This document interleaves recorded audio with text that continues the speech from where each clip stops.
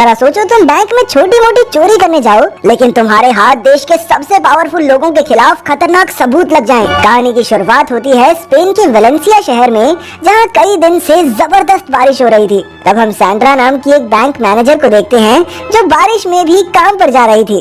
वो किसी से फोन पर पूछ रही थी कि क्या उसका नाम भी लिस्ट में है। असल में बैंक कई लोगों को नौकरी से निकालने वाला था, इसलिए उसे डर था कि कहीं वो भी इस लिस्ट में शामिल तो नहीं। खैर, जब वो बैंक पहुंची तो पता चला कि कई सिक्योरिटी ऑफिसर्स बारिश की वजह से समय पर नहीं पहुंच पाए थे। कुछ ही समय में बैंक खुला और ग्राहक अंदर आने लगे। जल्द ही सैंड्रा को खबर मिली कि बैंक ने उसे भी नौकरी से निकालने का फैसला कर लिया है। ये सुनकर उसे बहुत गुस्सा आया, क्योंकि ईमानदारी से काम करने के बावजूद भी उसे बेवजह निकाला जा रहा था। तभी अचानक बैंक के बाहर एक वैन आई और कई नकाबपोश लोग तुरंत बैंक में घुस आए। बैंक के सिक्योरिटी गार्ड ने उन्हें रोकने की कोशिश की, लेकिन चोरों ने बॉम्ब से पूरा बैंक उड़ाने की धमकी दी।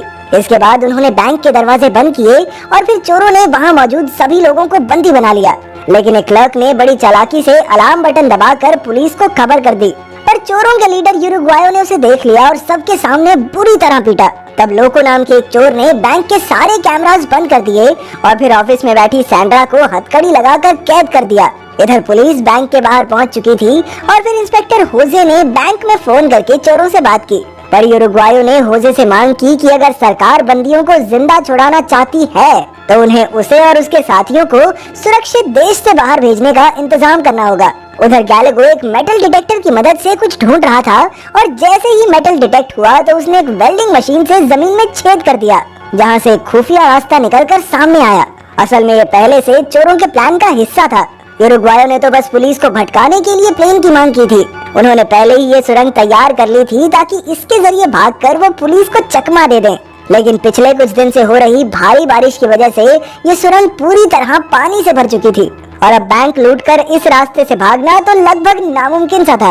ये चोरों के लिए काफी बुरी खबर थी, क्योंकि उनके पास बाहर निकलने के लिए इसके अलावा कोई रास्ता नहीं था। इधर सैंड्रा उनकी बातें बड़ी गौर से सुन रही थी। तब उसने बैंक से बदला लेने और चोरों की मजबूरी का फायदा उठाने का फैसला किया। सैंड्रा ने चोरों से कहा कि वो उन्हें इस बैंक में मौजूद सबसे कीमती लॉकर का पता बता सकती है, ताकि उसे लूटकर चोर जल्दी से भाग सकें। लेकिन इस सब के बदले उसने कहा कि भाई देखो, थोड़ा शेयर तो मेरा भी बनता है। पहले तो गैलेगो को लगा कि ये सैंड्रा की कोई चाल है, लेकिन जब गोली की धमकी पर भी उसने अपना बयान नहीं बदला तो गैलेगो को उस पर यकीन हो गया। फिर सैंड्रा ने उसे लॉकर नंबर 314 के बारे में बताया, जिसमें सोरियानो नाम के एक करप्ट नेता के किसी कांड का सबूत था। इस सबूत के जरिए वो देश भर में तहलका मचा सकते थे। आखिरकार गैलेगो ने डील के मुताबिक एक लॉकर से हीरे निकालकर सैंड्रा को दिए। उधर सोरियानो के लिए काम करने वाले एक आदमी फेरान को खबर मिली कि उनकी पार्टी के ही किसी आदमी ने सोरियानो के खिलाफ कुछ सबूत इकट्ठा कर रखे हैं और तो और उन्हें छुपाया भी उसी बैंक में गया है। अगर ये सबूत दुनिया के सामने आ गए तो सोरियानो के साथ साथ वो सब भी खतरे में पड़ जाएंगे। लेकिन ऐसा उस लॉकर में था क्या, ये कोई नहीं जानता था। अब उन्हें किसी भी हालत में इस सबूत को हासिल करना था, वो भी पुलिस को खबर किए बगैर। पर फरहान के कुछ करने से पहले ही चोरों की टीम ने लूट का सामान और लॉकर में से वो सबूत लेकर सुरंग में छलांग लगा दी। लेकिन अफसोस, पानी का बहाव इतना तेज था कि आगे बढ़ना नामुमकिन हो रहा था। इसी वजह से उन सबके चेहरे पर पकड़े जाने का खौफ साफ साफ दिखाई देने लगा। आखिरकार मजबूरन वो वापस बैंक में लौट आए, पर तब तक फरहान ने पुलिस को बैंक में घुसकर चोरों को मारने का आदेश दे दिया था। उधर इंस्पेक्टर होजे को ये समझ नहीं आया कि आखिरकार पुलिस वाले किसके ऑर्डर पर ये काम कर रहे हैं। तब फरहान पुलिस के साथ चोरों पर हमला करने ही वाला था कि अचानक जिमी नाम के एक और नेता ने उसे मिशन बंद करने का ऑर्डर दिया। फिर उसने फरहान और बाकी मेंबर्स को बताया कि चोर यूरुग्वायो को बैंक में चोरी करने के लिए उसने ही भेजा है।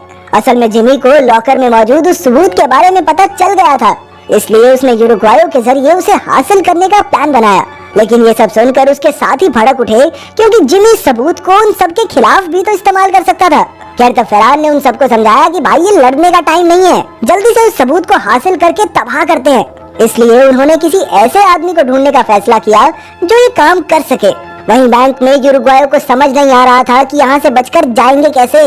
पर जब उसे पता चला कि गैलेगो ने लॉकर की जानकारी के बदले सैंड्रा को हीरे दिए थे, तो वो तुरंत सैंड्रा के पास पहुंचा। यूरुग्वायो ने उसे जान से मारने की धमकी देकर हीरे लौटाने को कहा, लेकिन तब तक सैंड्रा उन हीरों को निगल चुकी थी। वहीं दूसरी ओर लोको सबूत वाली हार्ड ड्राइव में मौजूद वीडियोस को देखने से खुद को रोक नहीं पाया और उसने एक कंप्यूटर पर हार्ड ड्राइव खोल दी। लेकिन गलत पासवर्ड डालने की वजह से उसी पल हार्ड ड्राइव में मौजूद सभी फाइल्स अपने आप डिलीट हो गई। उधर फरहान ने कर्नल मेलिज़ो को चोरों से वो हार्ड ड्राइव हासिल करने का काम दिया। जल्द ही मेलिज़ो पुलिस से छिपकर यूरुग्वायो से मिलने पहुंचा। उसने यूरुग्वायो से वादा किया कि अगर तुम मुझे हार्ड ड्राइव दे दोगे तो मैं तुम्हारी पूरी टीम को सुरक्षित बाहर निकलवा लूंगा। फिर उसने बैंक के बाहर तैनात पुलिस को भी अपनी स्पेशल फोर्स से बदल दिया ताकि किसी को भी उन पर शक न हो। यूरुग्वायो के पास कोई और रास्ता भी नहीं था तो आखिरकार वो मान ही गया। पर कुछ देर बाद जब उसे पता चला कि लोगों की गलती की वजह से सबूत की सारी फाइल्स डिलीट हो गई तो वो गुस्से से तिलमिला उठा। खैर अब उनके पास मेलिज़ो की बात मानने के अलावा और कोई चारा भी नहीं था, इसीलिए वो प्लान के मुताबिक हार्ड ड्राइव को लेकर दरवाजे तक पहुंच गए। वहाँ मेलिज़ो की टीम के आदमी ही तैनात थे, लेकिन उन्हें देखकर लोगों को उन पर शक हो गया। वो समझ गया था कि मेलिज़ो उन सबको यहीं मारकर हार्ड ड्राइव हथियाना चाहता है। अचानक दोनों टीम्स में जबरदस्त गोलीबारी शुरू हो गई और आखिरकार चोरों को जान बचाकर वापस बैंक में लौटना पड़ा। यूरुग्वायो को मेलिज़ो की चाल पर बहुत गुस्सा आया, लेकिन मेलिज़ो ने कहा कि उनके पास अब खुद को पुलिस के हवाले करने के अलावा कोई रास्ता नहीं है। ये सब सुनकर यूरुग्वायो और गैलेगो काफी घबरा गए, क्योंकि ये उन सब की पहली डकैती थी और वो सब किसी न किसी मुसीबत के चलते ही ये काम कर रहे थे। पर तभी गैलेगो के दिमाग की बत्ती जली और उसने कहा कि हार्ड ड्राइव में से फाइल डिलीट हो गई हैं, ये हम जानते हैं, लेकिन कोई और तो नहीं जानता ना। इसी बात का फायदा उठाकर वो मेलिज़ो पर दबाव बनाकर यहाँ से निकल सकते हैं। जल्द ही उसने मेलिज़ो को फोन करके धमकी दी कि बेटा अगर आधे घंटे में तुमने मेरी टीम को बैंक से नहीं निकाला तो तेरे बॉस और उसकी पार्टी का सारा कच्चा चिट्ठा नेट पे चढ़ा दूंगा। यूरुग्वायो की धमकी सुनकर मेलिज़ो की हालत पतली हो गई। इधर इंस्पेक्टर होजे ने इनकी बातचीत में सोरियानो का नाम सुना तो उसने तुरंत अपने सीनियर्स को खबर कर दी। असल में सोरियानो वही नेता था जिसे कुछ साल पहले कत्ल के जुर्म में जेल होने वाली थी, लेकिन बाद में अचानक उसे बरी कर दिया गया था। लेकिन अब फाइनली ये खुलासा होता है कि सोरियानो ने अपनी ही पार्टी के खिलाफ सबूत इकट्ठा करके हार्ड ड्राइव में रखे हुए थे और इसी चक्कर में वो उनका दामाद बने बैठा था और कोई उसे छेड़ नहीं सकता था। इसी दबाव के चलते पार्टी ने उस पर एक्शन भी नहीं लिया और उसे जेल से भी रिहा करवाना पड़ा। इधर फरहान यूरुग्वायो से बात करने पहुंचा तो यूरुग्वायो ने उसे हार्ड ड्राइव की कोई भी वीडियो दिखाने से साफ इनकार कर दिया, जिससे फरहान समझ गया कि दाल में जरूर कुछ काला है।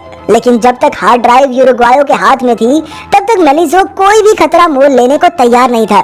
उधर होजे ये पता लगाने में जुट गया कि आखिर नॉर्मल पुलिस वालों को स्पेशल फोर्सेस से किसने बदला, और तब जाकर उसे पता चला कि इसके पीछे मेलिज़ो का ही हाथ था।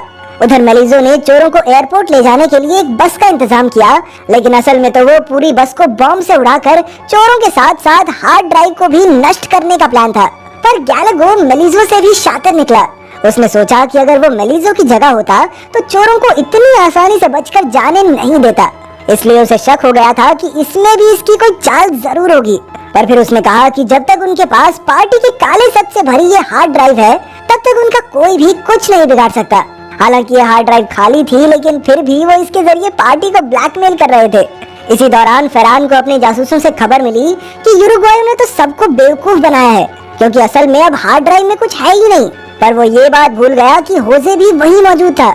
अब होजे ने फटाफट ये खबर अपने ऑफिसर्स को दे दी और इधर इतनी बड़ी गलती करने पर मेलिज़ो फरहान पर भड़क गया। पर अब वो कुछ नहीं कर सकते थे, क्योंकि तब तक सारे चोर बैंक से निकलकर बस की ओर चल पड़े थे और अब बस कुछ ही देर में धमाका होने वाला था।